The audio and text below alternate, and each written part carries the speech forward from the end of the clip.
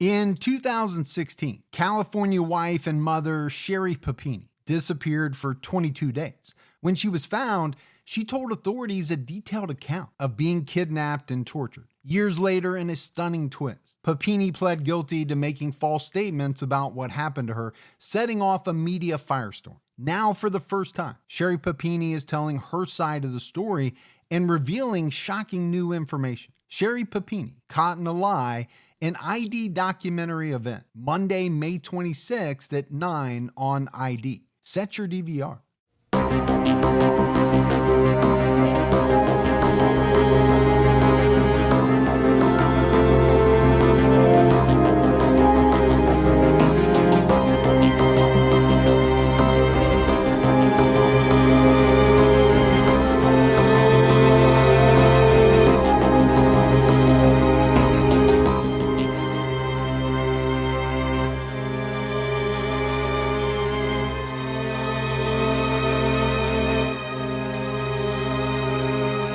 Hello, everyone, and welcome to episode 90 of the True Crime All the Time podcast. I'm Mike Ferguson, and with me, as always, is my partner in true crime, Mike Gibson. Gibby, how are you? I'm good, man. How about you? I'm doing great.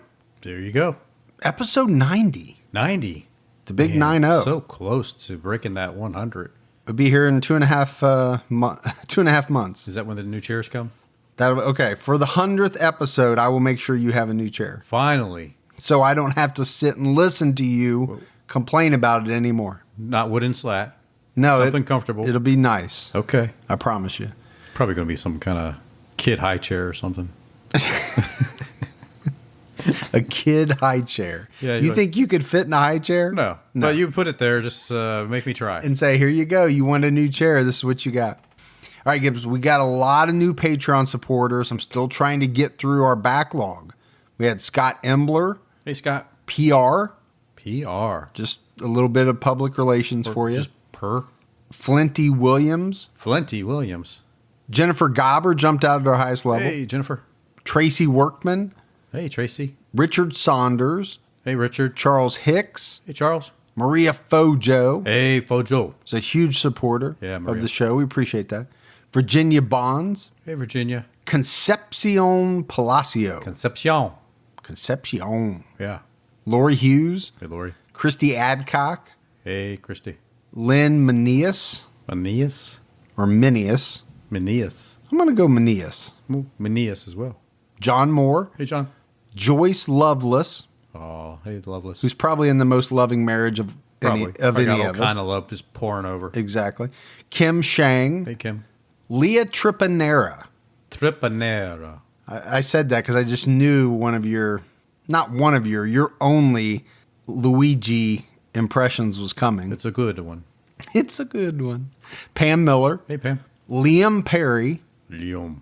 Signal 7. Yeah, just keep rolling. We don't mess around with Signal 7. Yeah, we don't want to talk too much about Signal 7. Thank you. We appreciate it. Keep moving. David Paulson. Hey, David. K Sharp. K Sharp, I like that. Paul Wilson. Hey, Paul. Deb Greenway jumped out at our highest level. Go back to Paul Wilson. I wonder if people do that to him all the time. Wilson! I doubt it. No? There's a lot of people named Wilson.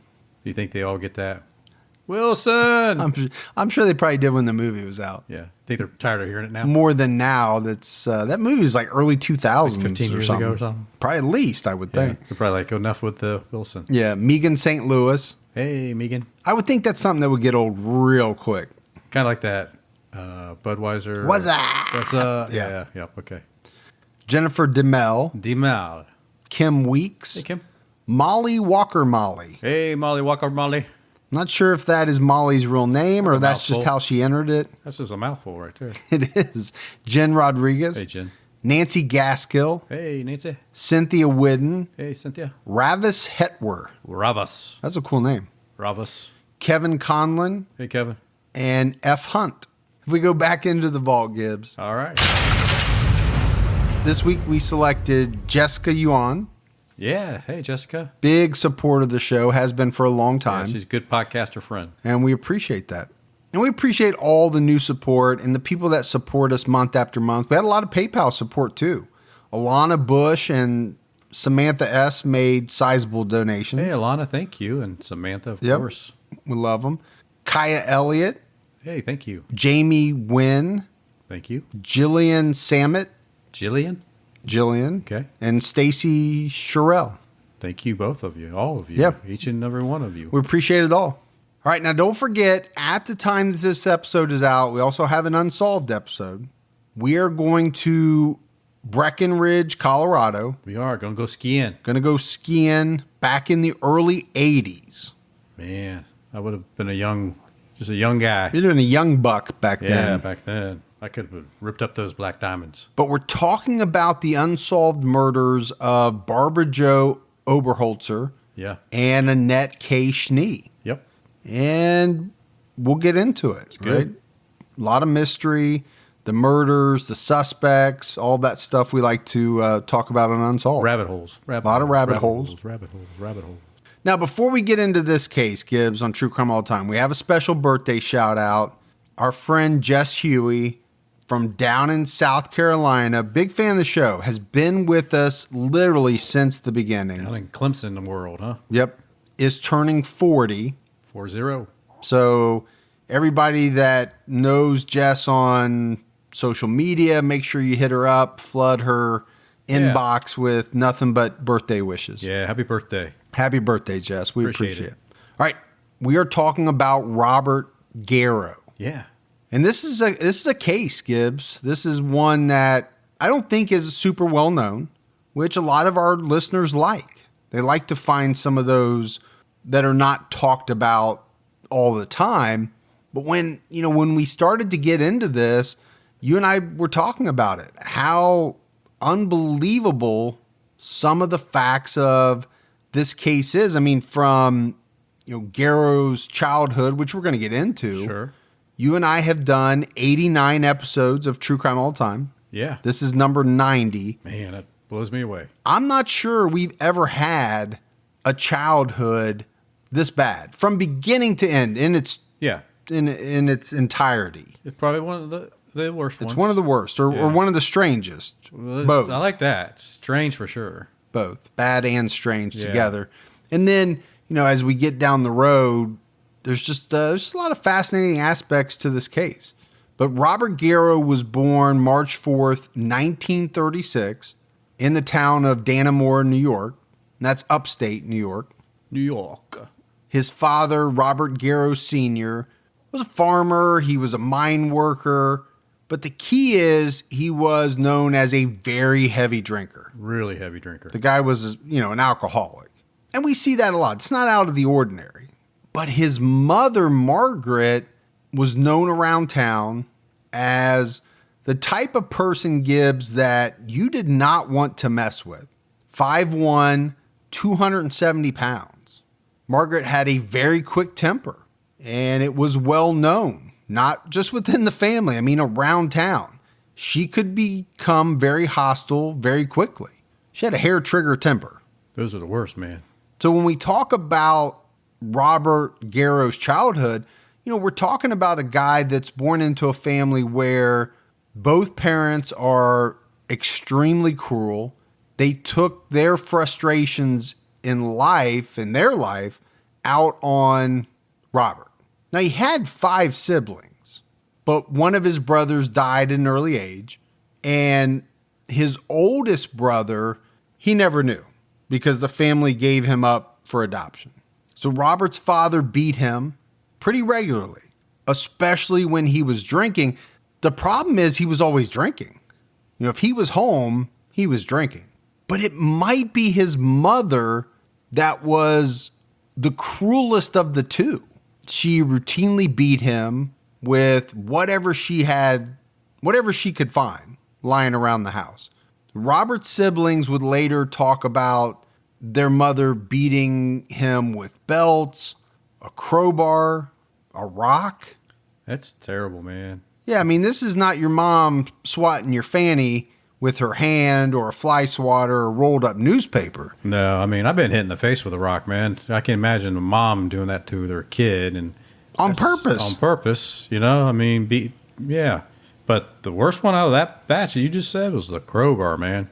Can you imagine being hit with a crowbar? Yeah, unfortunately, I don't think it's just his mom that used the crowbar. His dad might have been into the crowbar a little bit too, we're going to talk about. But his sisters especially would recall later that their mother beat Robert so severely on more than one occasion that he fell unconscious. I mean, that is a severe beating. Yeah, that's rough. And they lived on a farm, so Robert was expected to work extremely hard. Now, I don't know if that's that out of the ordinary Gibbs for that time frame. I think back then, there's no doubt kids were expected to pull their weight. Yeah, they had to contribute for sure. I'd like for my daughters to pull their weight, but that would require them putting down their iPhone and not watching makeup videos on YouTube. Yeah, we'll just take those iPhones right out of their hands, man.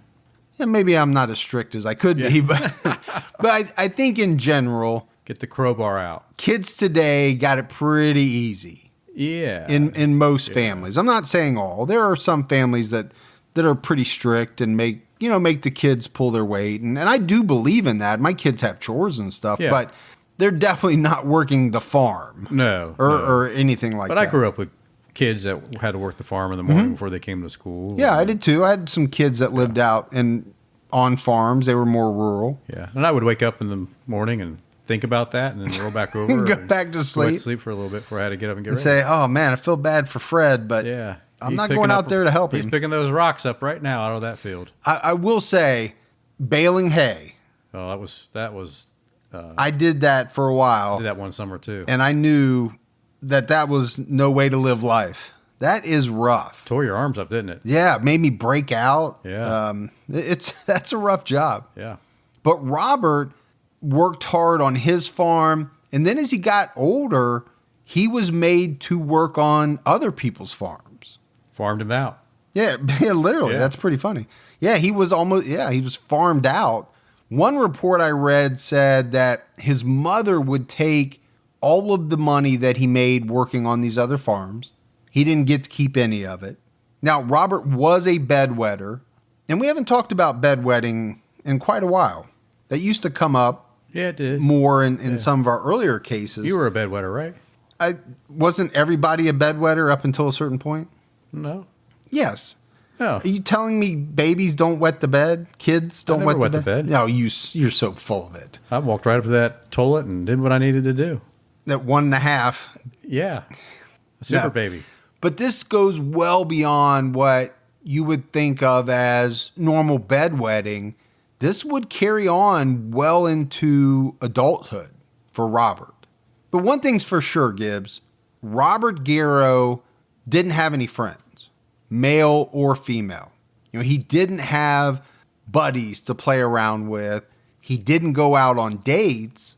He spent most of his time working the farm, feeding the livestock, doing all those type of things that he was required to do. Right. He would find his only companionship with the animals on the farm. So let's take a minute to pause. Because I haven't defined the word companionship yet. I think it's important to define that. I will. Okay. I will. But, he was very close to the animals, both on his farm and on some of the other farms at which he worked. But I think as you're alluding to, Robert's going to take this a little, I shouldn't even say a little, way too far. Okay. Stop eating your food now or not yet? Yeah.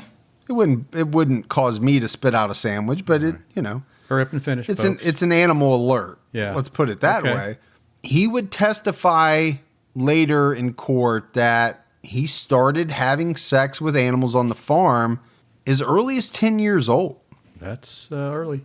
Yeah, there was one quote from his testimony in court that said, "Of course, I had to fool around with calves, horses, cows, No, I do not know that of which you speak. I have no idea what this guy's talking about." Yeah, I don't know.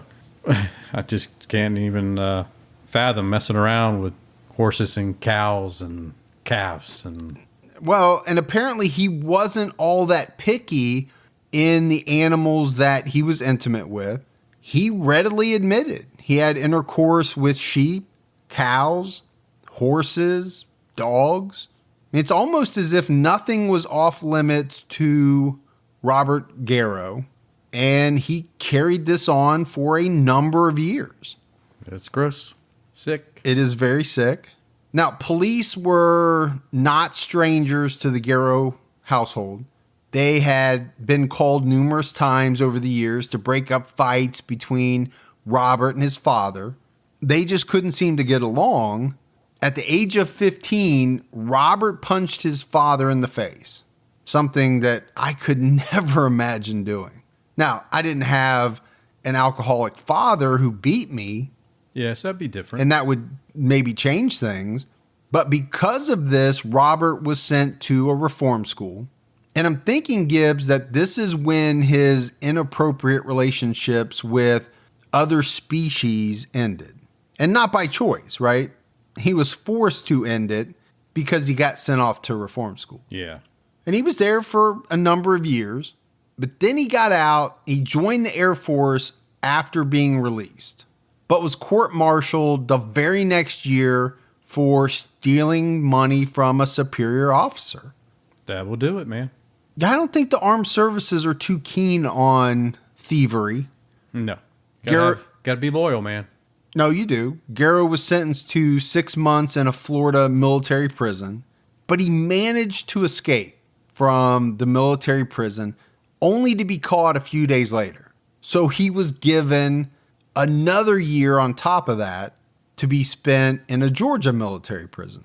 So if you think about it, he was in the Air Force for a couple of years. Right.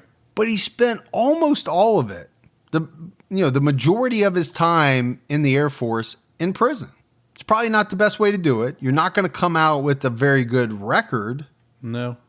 Now, after he finished his time, Robert returned to New York in 1957, worked a lot of odd jobs, and was fired from almost every one of them. One of the jobs he had was at a fast food restaurant that he chose to rob. He thought that would be a good idea to rob the place that he worked at. So I don't know if you met this guy in any of your Mensa meetings, Gibbs, but I'm thinking not. No. But the one thing that happened, after getting back to New York was that he met a woman by the name of Edith, and they married and actually even had, some children during this time frame. But it was said that his sexual relationship with Edith was the first that he ever had with a human female. And I have to stress the word human. It's weird that you have to say that. It's weird that I have to stress that word. It is. I give you that. But his first real sexual encounter with a woman happens when he's 24 years old. And you'd like to think that Robert would get his shit together at this point in his life, right? He's a man. He's married. He has kids. But he doesn't. And we know he doesn't. He wouldn't be on True Crime all the time if he did. He might for a few years, but in 1961, he's arrested for the rape of a teenage girl and an assault on her boyfriend. So he attacked this couple as they were walking the teenage girl's dog near her home. And apparently he pulled a pellet gun on the couple, hit the boyfriend with it in the face, and then sexually assaulted this teenage girl. It's terrible, man. Now, he was arrested, but it came after what was described as a wild police chase, where police apparently fired multiple shots at this guy to get him to stop. But, eventually he did, and he got arrested. He was found guilty at trial and handed down a sentence of 10 to 20 years in prison. Which never means that, by the way. Well, no, it never does, but at least we're not talking about the fact that he got a slap on the wrist. Could he have done more time? Sure.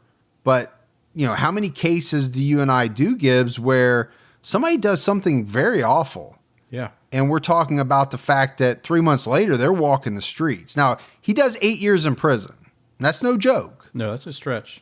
True Crime All the Time is sponsored by BetterHelp. Folks, therapy can feel like a big investment, but let's think about the state of your mind. It's just as important as your physical health. Traditional in-person therapy can cost anywhere from $100 to $250 per session, which adds up really fast. But with BetterHelp Online Therapy, you can save on average up to 50% per session. With BetterHelp, you pay a flat fee for weekly sessions, saving you big on cost and time. And you get quality care at a price that makes sense and can help you with anything from anxiety to everyday stress. Your mental health is worth it, and now it's within reach. I've used the BetterHelp service for years, and I love the fact that, I can connect with a therapist in a comfortable spot in my home on my laptop. With over 30,000 therapists, BetterHelp is the world's largest online therapy platform, having served over 5 million people globally. Your well-being is worth it. Visit betterhelp.com/TCAT today to get 10% off your first month. That's BetterHelp, HELP.com/TCATT. Even the smallest step forward can make a big difference in your financial future. When you open a Chime checking account, you're one step closer to a better financial future with no maintenance fees, fee-free overdraft up to $200, or getting paid up to 2 days early with direct deposit. Making progress has never been easier. I think we've all been in that position where we've had an overdraft. Well, with Chime, you can overdraft up to $200 with no fees. That's amazing. And they have over 50,000 fee-free ATMs. Make progress towards a better financial future with Chime. Open your account in 2 minutes at chime.com/TCAT. That's chime.com/TCATT. Chime feels like progress. Banking services and debit card provided by the Bancorp Bank N.A. or Stride Bank N.A., members FDIC. Spot me eligibility requirements and overdraft limits apply. Fees apply at out-of-network ATMs. MyPay eligibility requirements apply. Credit limits range from $20 to $500. $2 fee applies to get funds instantly. Crime checking account required. Go to chime.com/disclosures for details. And when he gets out after this 8-year prison stint, he is quiet for a while, but it's in 1972 that he's arrested in Syracuse for tying up 2 female college students against their will. But he doesn't do any time on this one. He's released after the 2 women declined to press charges. Early the next year, in 1973, he's arrested for sexually assaulting 2 young girls, and they were young. He was released on bail, and this is when he made the decision to take off. You're going to be a runner. He's going to run. He's not going to stand and take his medicine for what he did. So when he doesn't show up for his court date, the authorities issue an arrest warrant, and he's a fugitive. You get Sam Shepard involved. Sam Shepard. Yeah. The Fugitive. Good movie. And it's just in July of 73 that Robert Garrow would begin murdering because he's on the run. Yeah. He's going to take it up a level. He's 37 years old at this point. He was, at the time, a bakery mechanic before he took off. And we know he has a long history of violent sex crimes. And this murder spree that Garrow's going to go on starts in Syracuse, New York, when he abducts a 16-year-old by the name of Alicia Houck from summer school. So Houck was reported missing on July 11th after she failed to return home from school. Her father had driven her to school that morning, but she never came home. And this was not like her. Her family said if she told you that she was going to be somewhere, that's exactly where she was going to be. This is the kind of girl that she was. A week into the search for Alicia, her parents wrote into the local paper, and the paper published it. And it said, "Dear Alicia, wherever you are, please call or send us a card to let us know you are all right. Our home is not the same without you." But Alicia Houck would never come home. Garrow would later tell his attorneys after he was captured that he had picked up Alicia Houck, taken her behind an apartment complex where he raped her. But at a certain point, she tried to make a run for it. She tried to escape Garrow. but he managed to catch up with her, and he killed her with his knife. And he told his attorneys later on exactly what he did with her body. He told them that he put her body in the Oakwood Cemetery. And this is one of the strange parts about this case. I mean, obviously we haven't talked about his capture, and we're going to, but at the time that he's telling his attorneys all of this, they are still looking for Alicia. So the attorneys want to make sure that he's telling the truth. They drive to the cemetery and find her body exactly where Garrow said it would be. They even took photographs. But this information would not be released by the attorneys, not to the authorities, and not to the family, who, like I said, Gibbs, are still desperately searching for their daughter. The attorneys wrestled with this, but concluded that telling anyone this information would be a violation of the attorney-client privilege. That'd be a very tough thing. It would be. You know, they've got this information about what happened to Alicia. They know a whole town is looking for her. Her family is worried sick. They don't have any idea what happened to her, but they know. They have the answer, and they can't say, because her body would not be found until December.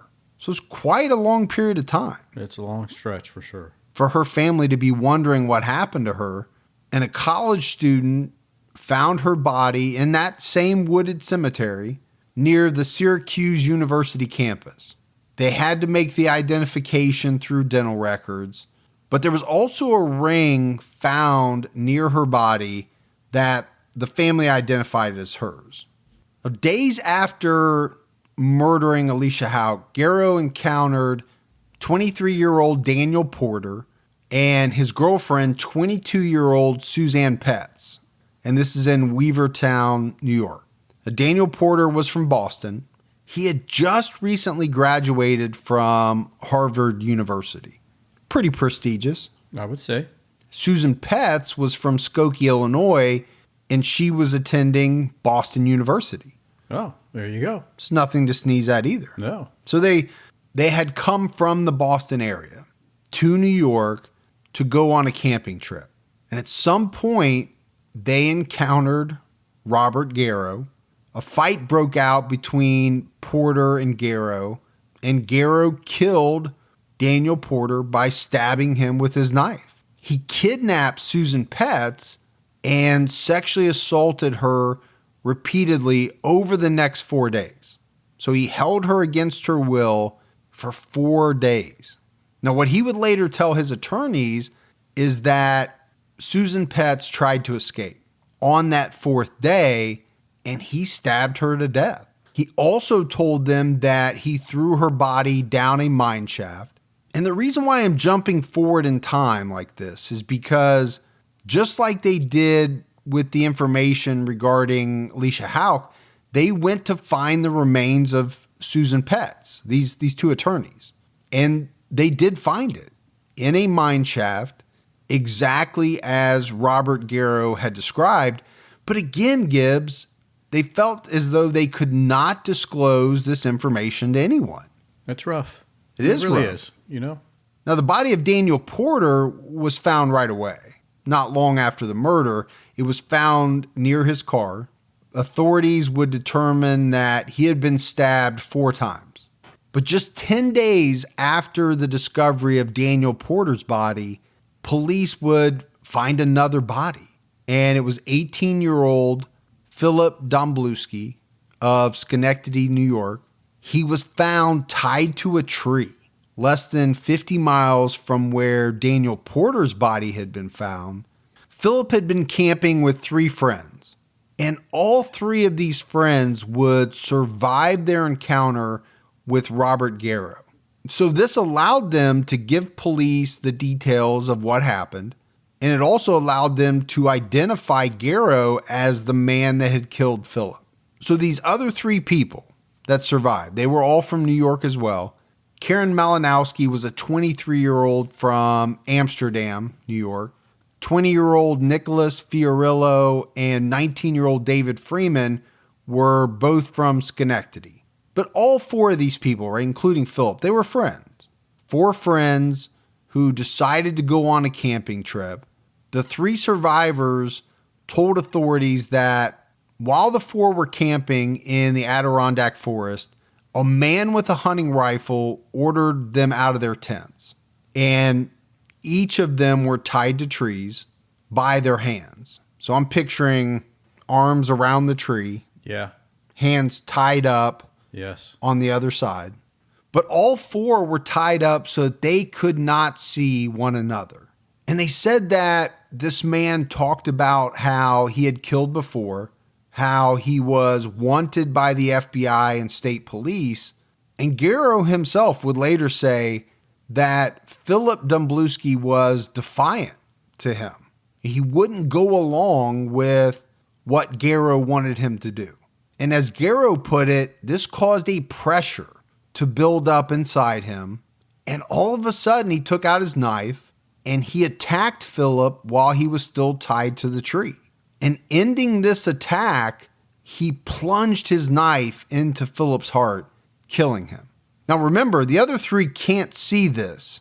They can only hear what's going on. Which would be terrible, man, too. Terrifying as well.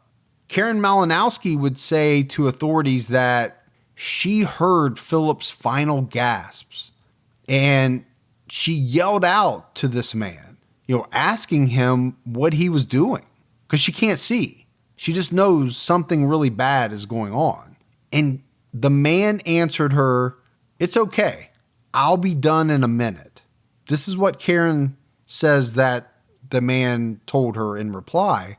But as this was going on, as Garrow was attacking Philip, Nicholas and David were able to free themselves and escape. Karen also freed herself. By this time, Garrow was gone into the woods. And it was at this point, Gibbs, that she finally saw her friend Philip dead. His head was slumped down against his chest. Blood was everywhere. This is how she described it. Just a horrible scene to see a friend in that way. So Karen runs through the forest, finally gets to a road, and is eventually picked up by authorities. And later, the 3 survivors would pick Robert Garrow out from pictures shown to them by police and identify him as the man that had tied them up and killed their friend Philip Domblewski. And authorities are looking at the similarities between the murder of Philip Domblewski and the murder of Daniel Porter, and they felt that they had to have been committed by the same person, which they now believe to be Robert Garrow, based on the identification of the 3 survivors. So it's on July 29th, 1973, that a massive manhunt began for Robert Garrow. I was about a month old, Gibbs, at that point. Just a little month old. Just a month-old baby. So police know what Garrow looks like, but finding him is not going to be a walk in the park. They've got pictures of him, but they also have a description that included the fact that he had a heart-shaped tattoo on his left arm with the words "Mom and Dad" on it. Now, does that seem strange to you, given what we've talked about? I think so. As far as his childhood? Is that an ironic tattoo? Could be. Or did he really love his mom and dad, regardless of everything that he went through? I don't know the answer to that. I just thought it was strange. Now, one fact that has to be talked about, Gibbs, is Robert was an outdoorsman.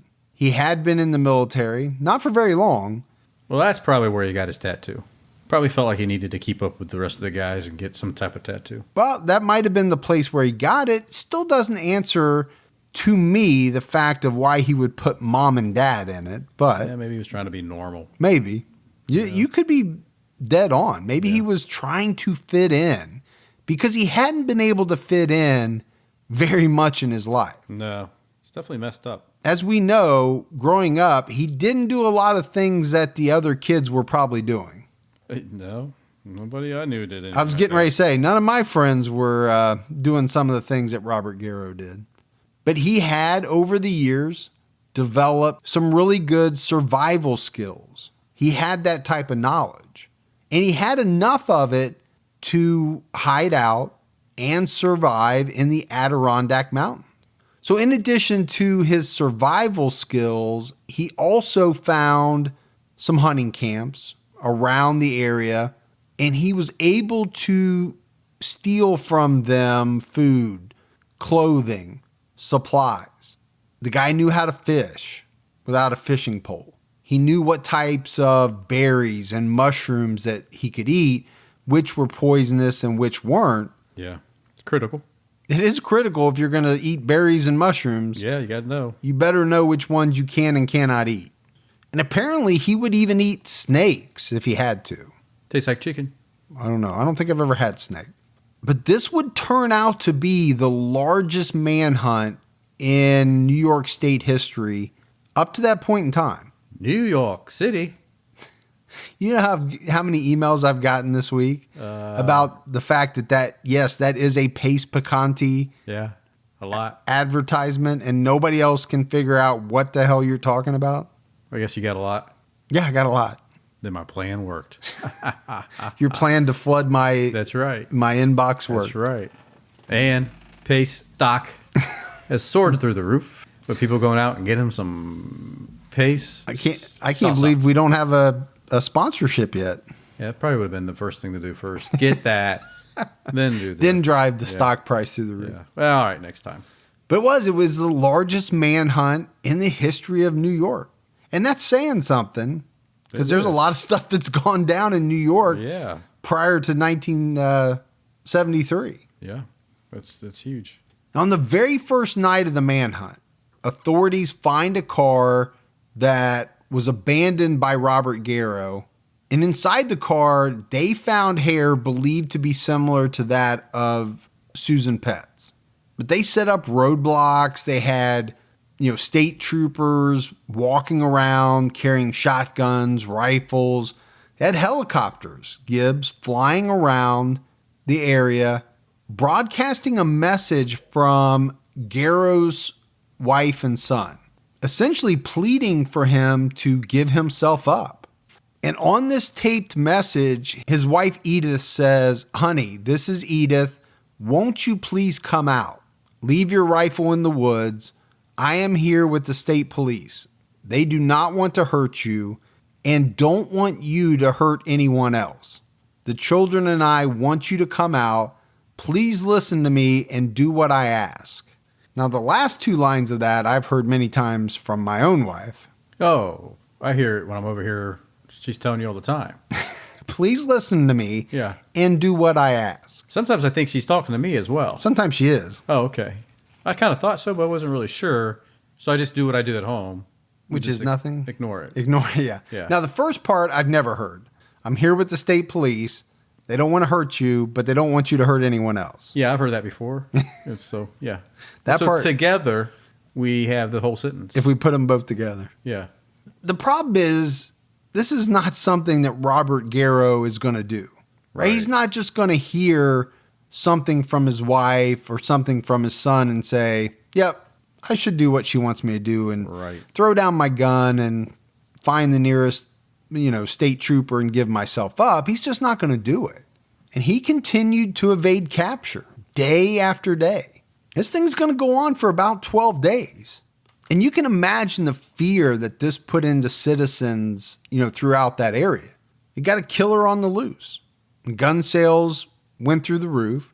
People were buying deadbolts, making sure their homes were locked up tight. I'm assuming people were sitting in their chairs at night with guns pointed at the door. But the other thing that it did was the fear in the community caused a lot of reports of false sightings, including several people that resembled Robert Garrow being turned into police. But we got to talk about the Adirondack Mountains. Yeah. I mean, this is not, a little small town that you're searching for this guy in. No, not at all, man. This is a massive place. People always talk about, places like Yosemite or something like that. Adirondack is way bigger than Yosemite National Forest, way bigger. Now, they did concentrate most of their searches in a 135 square mile area, but the guy could have been anywhere. not to mention the fact that it's a dense forest in most places. There were several times during the search that Garrow narrowly escaped capture. At one point, 2 troopers spotted him at the edge of the woods. They were only about 50 yards away from him, but they couldn't catch him. Right? The minute they started to go after him, he darted into the woods and escaped. And it really wasn't until August 5th that police started to get a bead on where he was. There had been several confirmed sightings. August 6th, it was confirmed that he was seen at a gas station. And then on August 7th, authorities confirmed that Robert Garrow had visited his sister's house, even though they knew where his sister lived. Right. And they were thinking that he might go visit her. Somehow he was able to slip in, but they decided to, do a pretty massive stakeout at the house. And what they saw was Robert Garrow's nephew, his sister's son, Okay. coming and going from the house. This happened over, a few days. It was on August 9th that they followed him to the secluded hiding place of Robert Garrow. So I don't know, Gibbs, if he was probably taking him food or he was probably taking him something. I don't know that to be true. But so police, they finally find him. They order Garrow to surrender, but he doesn't comply with any of the commands coming from the officers. And then he tries to make a run for it. He's going to run again. Here he goes. He is a runner. Yeah. We know that. When he thinks he's cornered, he will take off. But when he does, it's actually a conservation officer that pulls his gun and fires 3 shots at Garrow, hit him all 3 times, which is a good thing. Hit him in the back, hit him in the foot and the arm. Now, that seems like strange shot placement to me. I would say it's a little bizarre. Yeah. So I don't know if he, the guy was running probably, but still, foot, back, and arm. Maybe this guy wasn't the greatest shot, but he did put all 3 shots on the target. A moving target. But the main thing is that the wounds were enough to allow police to arrest him. So the guy did his job. Now we get to his trial. Now would start the next year in 1974. Garrow entered a plea of insanity, and he got on the stand. He testified about his childhood, about how he was forced to work from 3 a.m. to 11 p.m, 7 days a week. I'm doing the math, Gibbs. That's 4 hours if you went to bed at 11 and didn't get up till 3. That's 4 hours of sleep. Yeah. He talked about the abuse he suffered at the hands of both of his parents. On the stand, recounted a story where his father had attacked him with a crowbar one time when he was drunk. So we talked about his mom hitting him with a crowbar, but I said I thought his dad did too, and Garrow would tell the story about his dad doing it as well. He even told the jury about his sexual activities with animals. So again, that's not something, obviously I would never do that, but I sure as heck wouldn't want to get up in front of a bunch of people and make that well known. No. But he's confessing because he wants them to find him insane. Yeah, I mean, it goes towards his case for Yeah. sure. But he didn't just talk about his sexual activity with animals. He even told the jury about his sexual history with other inmates while he was in prison. Very graphic stuff. But more importantly, on the witness stand, he confessed to 4 murders and 7 rapes. Some of the rapes, Gibbs, I don't even think police had connected him to at the time. He told the jury how he would walk the streets of Syracuse looking for targets and that he used a cap gun to force his targets into the bushes where he would rape them. Now, that's back when cap guns looked like real guns. Right. Can't buy those type of cap guns today, right? They all have like an orange. Yeah, they all have that little... They have something on the end of them, which is a good thing because there were kids getting shot. But a lot of people take those and paint them black anyway. And they do. So, but the jury didn't buy his insanity plea, and they convicted him of murder on July 27th, 1974. He was sentenced to 25 years to life in prison. Now, normally, Gibbs, this is where we would be kind of winding down. We would be talking about either him dying in prison or the aftermath or whatever. We would. But there's a strange twist to the Robert Garrow story. We know he was wounded during his capture in the Adirondacks. But Garrow claimed that his injuries were so severe that he was required to use a wheelchair. He even tried to convince people that he was paralyzed from the waist down, even though the doctor said that he wasn't. And on top of that, he tried to sue anyone and everyone that was involved in his case from prison. He sued the state for $10 million. Okay. For, just about anything he could think of. They didn't provide adequate care for him. They didn't have the correct type of wheelchair access. He was forced to use a manual wheelchair. He didn't have a fancy electric one. He just was trying to sue them for whatever. Anything, everything, threw it all on the wall, hope something sticks. Exactly. Stuck, yeah. He sued the state police, accusing them of torturing him while he was in the ambulance. He sued his own lawyers for inadequate defense. And he sued the doctors that had treated him in the hospital after he was shot.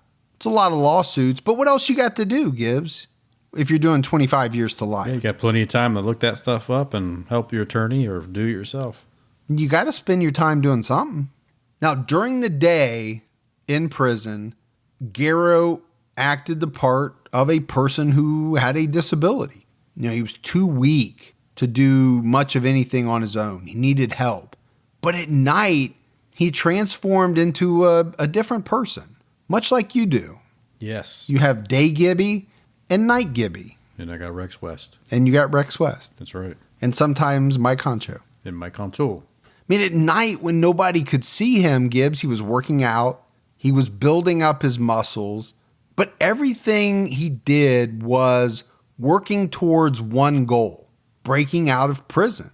Escape plan.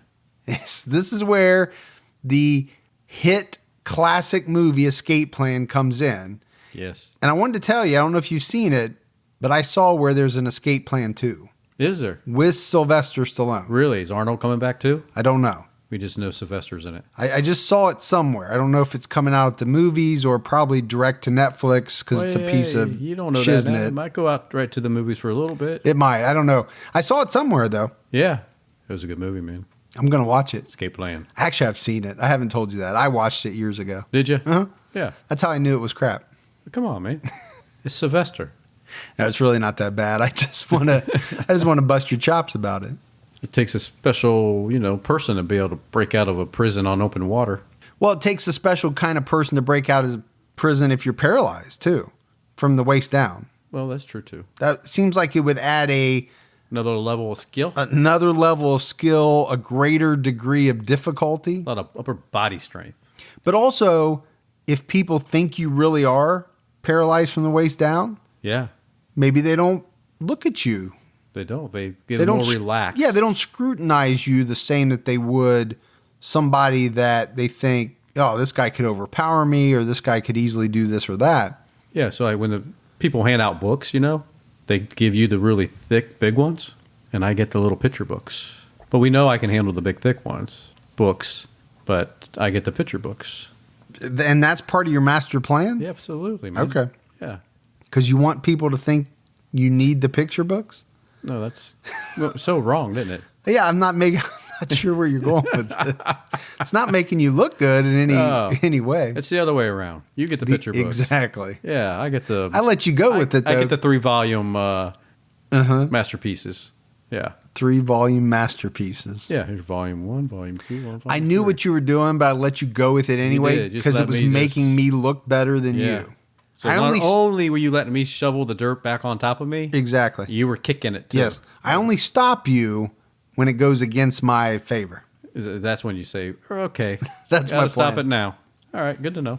You know, my wife and I do a lot of shopping online, and we always use Rakuten. Rakuten is the smartest way to save money when you shop because you earn cash back at over 3,500 stores. We're talking fashion, beauty, electronics, home essentials, travel, dining, concert tickets, and more. Your favorite stores like Macy's, Nike, Sephora, Dyson, and Lowe's. And that's just to name a few. Pay Rakuten to send them shoppers. And Rakuten then passes on a part of that payment to its members as cashback. Cashback is deposited directly into your PayPal account, or Rakuten can send you a check. You can even maximize your savings by stacking cash back on top of other deals, like store sales and coupons. You're already shopping at your favorite stores. Why not save while you're doing it? It really is a no-brainer. Membership is free, and it's easy to sign up. Get the Rakuten app now and join the 17 million members who are already saving. Cashback rates change daily. See Rakuten.com for details. That's Rakuten. Your cash back really adds up. Hey folks, see if you've ever had this problem. You're trying to eat a little healthier, but you're in the grocery store aisle, you're looking at packaging, nutrition labels, and they're so confusing, you don't know what's good for you and what's not.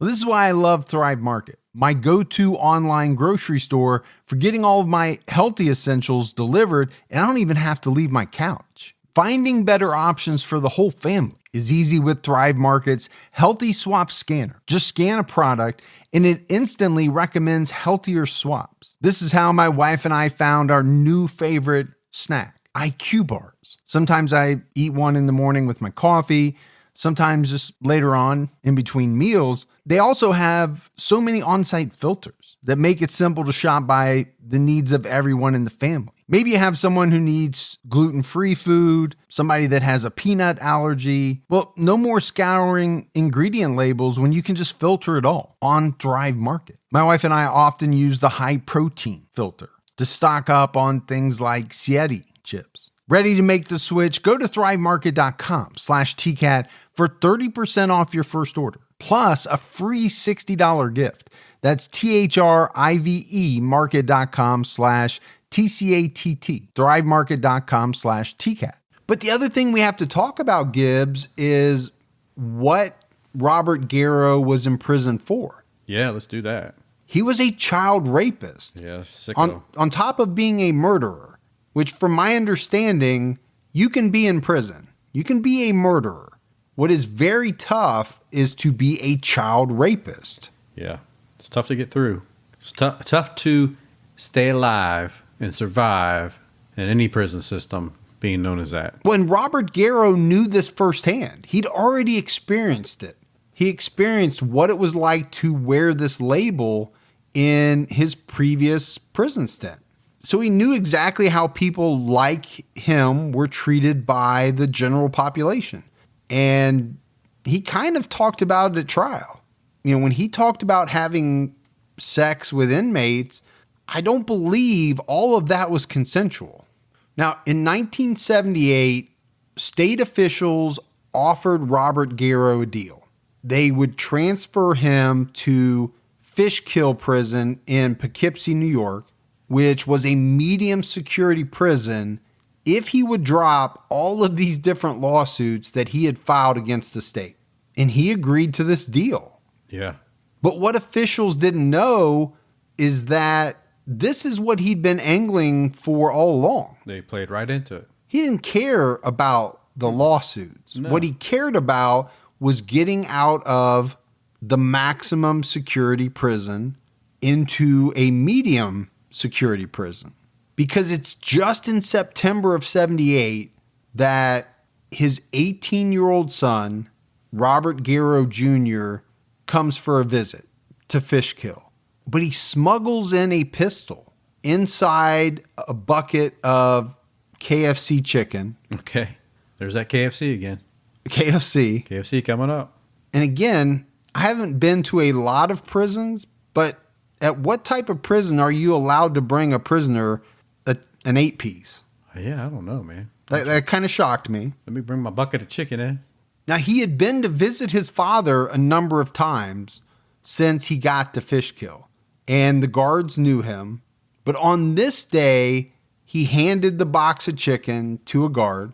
He walked through the metal detector, and then on the other side, the guard handed him back the chicken with the gun in it.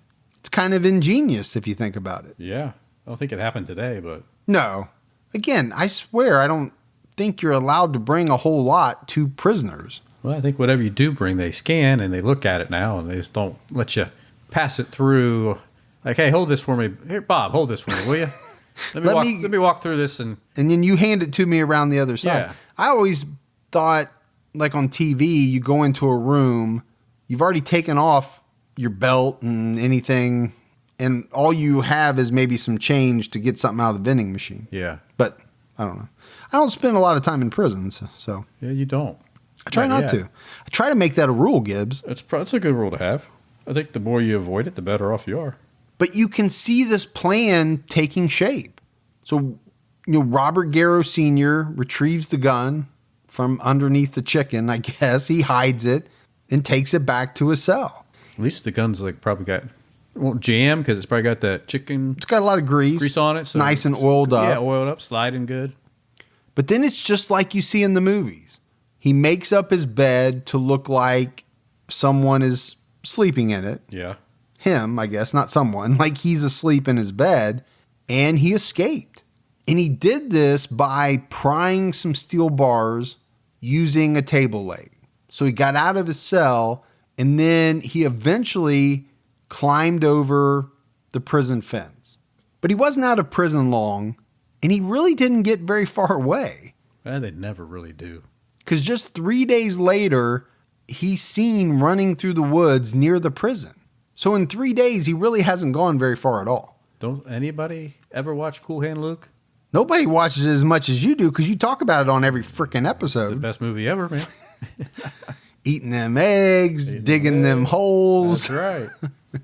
Shaking the bush, box. Wait. Shaking the bush, boss. What did I say? I think you said shaking the bush box. Yeah, I meant shaking the bush, boss. Oh. Shaking the bush, boss. That's all he does, man. You crack me up. Yeah, it's good stuff. So Garrow's escaped, but he's seen by a guard and he's confronted. But when he's confronted, he opens fire on this guard. Because remember, he's got a gun that he got from his son. And in this shootout, he wounds the prison guard. But Garrow's not going to get away this time because police open fire on him and he's killed. Now, when they do the autopsy, it's stated that his body had 39 bullets in it. That is a lot of shots because you're assuming some missed, right? Right. So 39 of them hit and stuck inside his body. It was said that he wasn't even recognizable after the number of shots that police managed to hit him with.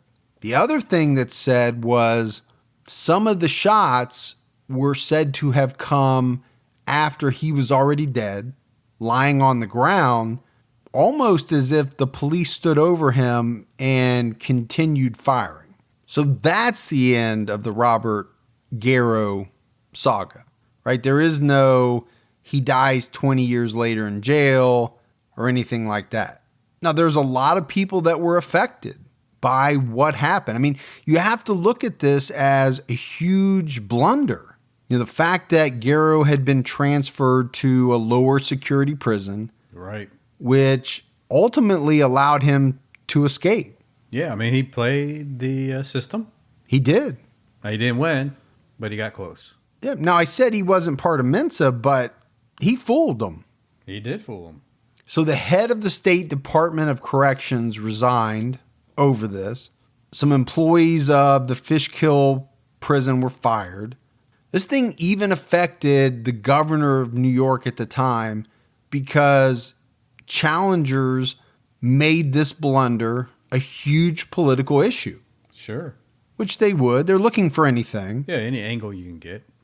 Now, we talked, Gibbs, a lot up front about how Garrow had confided to his attorneys where two of his victims' bodies were located, right? They went, they found the bodies well in advance of them being discovered by somebody else. They photographed the bodies, but they never told anybody about it, believing that they couldn't for fear of violating the attorney-client privilege. But they got charged after, this came out. They were charged with a crime, but a jury later found them not guilty. So as we're wrapping up, there's one more murder that I want to talk about. It's actually up in Canada, and it's an unsolved murder. And it's the 1973 murder of Adele Komorowski. She was 26 years old when she was found strangled and partially nude in a ravine behind a university. And there's an author, Jim Tracy, who has written a lot about Robert Garrow. And Tracy believes that Garrow had a hand or was responsible for the murder of Adele. And one of the pieces of evidence that Jim Tracy talks about is this, what he refers to as a murder map that was supposedly found in Garrow's car. And this map had 27 red dots on it. One of these dots, Tracy says, was in the exact spot where Adele Komorowski's body was found. So if that's true, and I don't know if it is or not, I just know this is what he has said, but if that's true, it's very interesting. Now, the police up there, they've not been real quick to agree with his theory. And I think one of the reasons why, Gibbs, is they point to the fact that Robert Garrow admitted to his crimes. He admitted to a lot of things. He did, yeah. A lot of things that you wouldn't want anybody to ever know. So why in the world would he not have admitted to this one as well? But I don't know. I don't know. Maybe later this year, next year, it'll come out in this big press release that they've solved the murder of Adele Komorowski. Some magical DNA has found that it was Robert Garrow. We've seen stranger things, right? Well, this year for sure. What are we saying? We're not calling anything unsolvable. We're not saying anything is impossible. But that's it. That's the case of Robert Garrow. It is, yeah. Strange one for sure. It's very strange for a lot of reasons. I mean, he murdered 4 people. Let's not forget about that.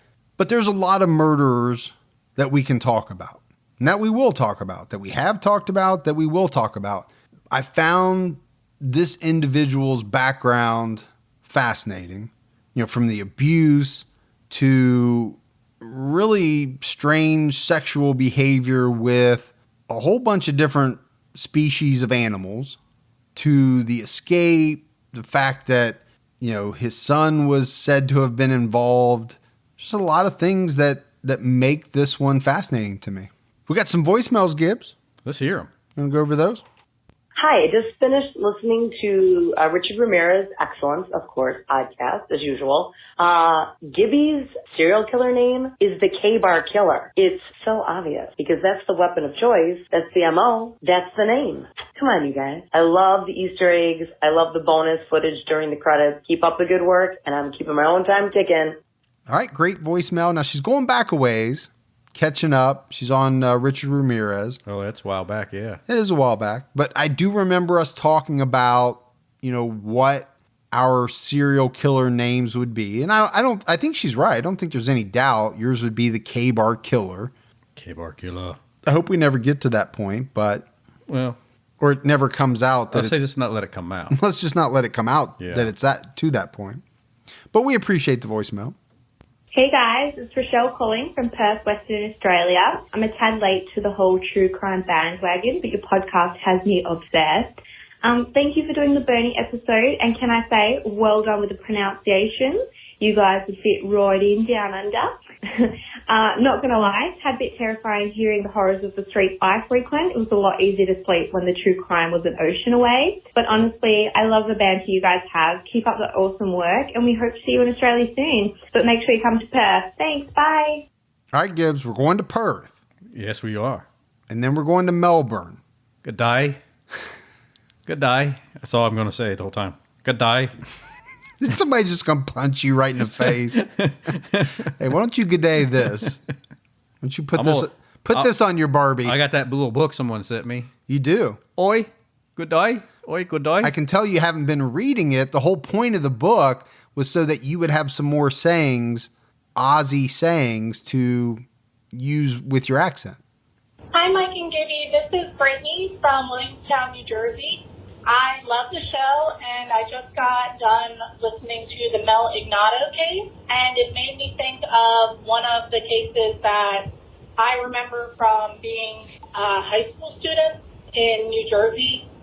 A little 12-year-old girl named Autumn Pasquale, a town over from where I'm from in Clayton. She was murdered by 2 teenage boys, and I just thought it was an interesting case because they got away with it. And I think you guys should do a podcast on it. I love the show. Keep up the good work, and thank you. All right. We love the voicemail. We love the suggestions. Yeah. We got a whole book of suggestions. Yep. We write each and every one down. We love it. Hey, Mikey Mike and Gibby Giberson. My name's Dusty Lawhorn. I'm calling from East Texas. I just wanted to call y'all and tell y'all that I love you. I'm a licensed massage therapist, so while I'm in session, I listen to y'all on my headphones, and I've binged the entire TCAT, and it's so awesome to see from episode 1 to current how y'all have changed. And now I'm starting on the Unsolved, and I'm on Rhonda Casto right now, and there's some red flags with that boyfriend, I tell you. But y'all need to have a meet up in Dallas so I can come in. But y'all got to have to leave the access traps at home because I don't know if I can control myself with that one. I'm just kidding. That's probably inappropriate. But anyways, just call and tell you I love y'all and stay safe and keep your own time ticking. Thank you. Bye. All right. Love that voicemail. I actually love Dallas. I'm a big fan of Dallas. Dallas the show? No, Dallas the place. It's because you like wearing that 10-gallon hat and those good old cowboy boots of yours. I do like that, but I wear those in Ohio. Yeah. I just like Dallas. There's something about Dallas. You play the theme song of Dallas in your car when your ringtones. That's the theme song to Dallas. I've had some of the best food in Dallas. In Dallas, how many times have you been to Dallas? Probably 2 or 3 times. Not a lot, but just because the steak was huge, or what? No, actually, one time I had like Chilean sea bass, but I had this mushroom risotto. Ooh, it was the best I've ever had. I don't remember the name of the restaurant. It's like. But also, I remember I went to Stan's Risotto. It wasn't called Stan's Risotto. Okay. I went to Nobu. That was a good place. Nobu? I think that's what it was called. Nobu? Nobu. No, you can keep saying it different ways. I don't know. I'm just trying to figure out. It's like you can't have it's like back when people used to call their significant other boo. You'd be like, no boo. No boo. I think that's what it was called. I can't remember. It was like a almost like a Japanese restaurant, but it was family style.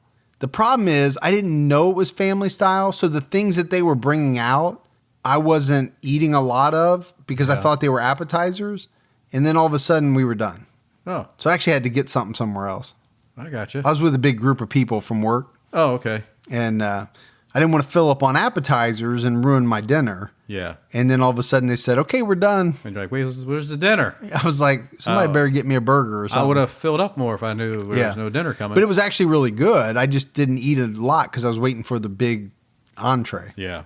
Oh, and by the way, I don't let Gibby take the chaps on the road. There's a reason why. There's a reason for that. Yeah. Anymore. I should say anymore. Yeah. Hi, Mike and Gibby. This is Nikki calling from the 614 in Columbus, Ohio. I called back in the spring, I believe, and got to hear my message on the air, which was pretty cool. But I'm just calling. I just finished your episode on Wesley Dodd. Yeah, in WAP. I need a hot shower and maybe a brain scrubber to ever get over the stuff I heard in that episode. No offense to you guys. It's very informative and very disturbing. Like, won't get that part of my brain back because it's like horrible. But it's like 3 a.m. here in Ohio, and I'm up way too late listening to you guys and trying to get stuff done around my house and for work. And I literally went up and I have a 6-year-old son after listening to this episode and woke him up to hug him and pretty much just relish in the fact that he's here and safe. So not only are you guys informative, oh, I did a Gibby there, informative, I did it again. Anyway, not only are you guys full of information, it's also a public service announcement to hug your kids more. I just wanted to tell you guys thank you. I think you're awesome, and go Bucks. Keep your own times kicking. Go Bucks. Go Bucks. I actually laughed out loud as the clip was playing. I don't know if you could hear it. I know you heard it, Gibbs, because you're sitting right next to me. I heard it. I don't know if anybody else will hear it, but when she said, I actually did a Gibby, I laughed out loud. Cracked me. Wasn't that funny? But, so the Wesley Allen Dodd was tough because of the subject matter. So there's a couple things we try to do, Gibbs, right? Help people to be more aware of their surroundings. Keep your head on a swivel. We say that all the time. Now, it's also make sure you hug your kids. Yeah. Got to. After those stories, man. Yep, you got to. You got to remember what's important. All right, Gibbs, let's talk about what's in the mail. What's in the mail? What's in the box? What's in the box, man? So Natalie Moore from Oklahoma. Oklahoma. She sent in some Harley chips. Oh, really? Some beef jerky. We're getting a lot of beef jerky, and we're really digging that. You are. You're loving it, man. What are you talking about? You love beef jerky. We sit here and we eat it together. I just didn't want it to be about me. She sent in some Route 66 socks. Route 66. There's a lot of 66 sounds in that one. Yeah. Also sent in some soap. Is that for you or me? I don't know. Someone saying I need to clean up? Hopefully, it was just one bar. Hopefully, she doesn't think we're going to share that. No, we just that one time at CrimeCon. That has to go Yeah. to one house or the other. That cannot be shared. And then Myhan Lance sent us some unbelievable beef jerky from Indiana. And in the note, it was said that this is the best beef jerky. And it is some of the best beef jerky I've ever had. I do have to be honest. You really loved it, man. So the key is we love beef jerky. Beef jerky. Or turkey jerky. I don't like turkey jerky. No? Just beef jerky? I don't like turkey bacon. I don't like, Nothing. no. I like turkey sandwich. Do you? If I want turkey, I'll eat turkey. So just stick to the beef jerky. Yes. Gotcha. Don't send me some type of meat that is made out of turkey. Gotcha. I just want regular turkey, or I want beef. Then Barrett Kristen Nilsson, I think because you thought she was like 3 different people, or at least 2 different people. Right. Sent some stuff all the way from Norway. And she sent us some really cool paracord bracelets. Yeah. Very cool. Just in case you ever need to Have a bunch of paracord. to survive. Exactly. Yep. Sent me a Harley chip, which was awesome. And sent us some keychains. So a lot of really cool stuff. Yeah. We did really well. And we appreciate that. I appreciate it. Why do you say it like that? Because it makes it sound like I don't. Do you not? I do. I just said I did. And then you're like, well, I appreciate I it. just get mine out there too. No, you're making it sound like I do. Hey, Fergie doesn't. I'm the one sitting on a wooden Oh, slotted don't go back chair. to the chair. Oh, I'm cutting you off right now. All right. That is it for another episode of True Crime All the Time. So for Mike, And Gibby. stay safe and keep your own time ticking.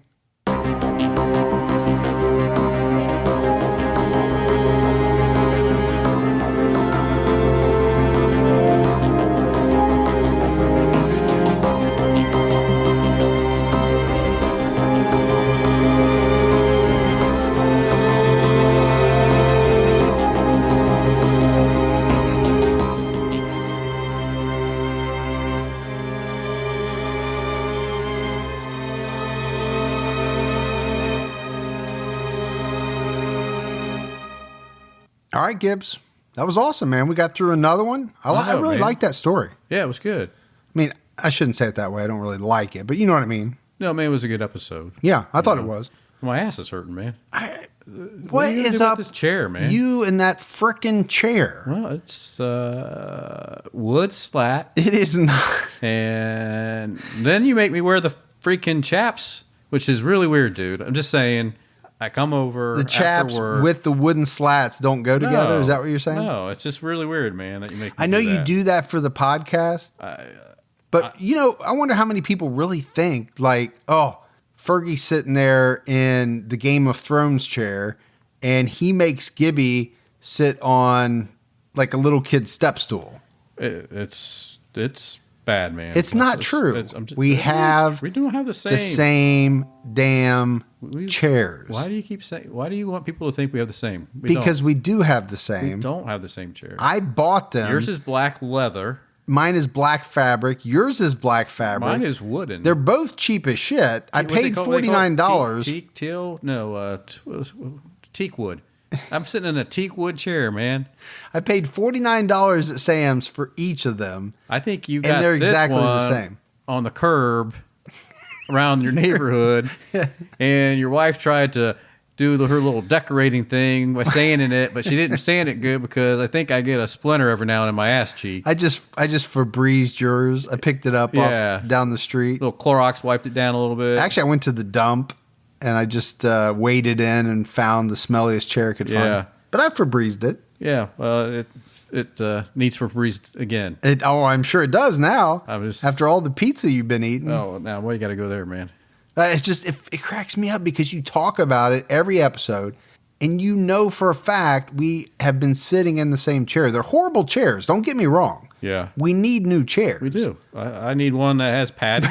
But we are sitting fabric. I go with just fabric, man. Just drape something over it. I feel like people are picturing you literally sitting almost on the floor like a little kid, while I'm up on high wearing my crown made of rubies and... Well, you do sit higher than me. You build a freaking box that your chair sits on top. It's because I'm taller than you. No, you actually... I'm 6'2", and you're 5'1" in heels. You have an 8-inch box platform that your chair sits on top of, so you are automatically 8 inches taller than me. You're so close. Looking down, and then you have these humongous monitors, right? Mm-hmm. Yeah. So it makes everything look really big. You got the bigger microphone. You got the spit guard. We have the same microphone. The exact same microphone. You got the better microphone cover. We have the same cover. Yeah, I got to clip mine onto my chest. You got this swing arm thing that comes in front of your face. It wouldn't matter even if we didn't have the same. You only say like 5 words an episode.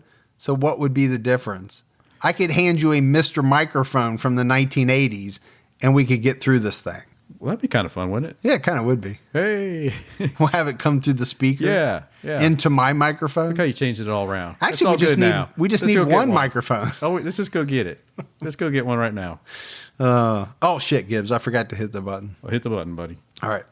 At the turn of the 20th century, rapid industrialization, urbanization, and political corruption were ravaging America. But soon, President Theodore Roosevelt and a diverse group of reformers known as progressives would fight back. Hi, I'm Lindsey Graham, the host of Wondery's podcast, American History Tellers. We take you to the events, times, and people that shaped America and Americans, our values, our struggles, and our dreams. In our latest series, we explore the Progressive Era, which came to be defined by Teddy Roosevelt and others who believed in a strong, active government that worked on behalf of all Americans rather than the privileged few. As the United States entered the 20th century, these progressives hoped to steer the nation in a bold new direction, to launch an era of reform to restore power to the people. Follow American History Tellers on the Wondery app or wherever you get your podcasts. Experience all episodes ad-free and be the first to binge the newest season only on Wondery Plus. Join Wondery Plus in the Wondery app, Apple Podcasts, or Spotify. Start your free trial today.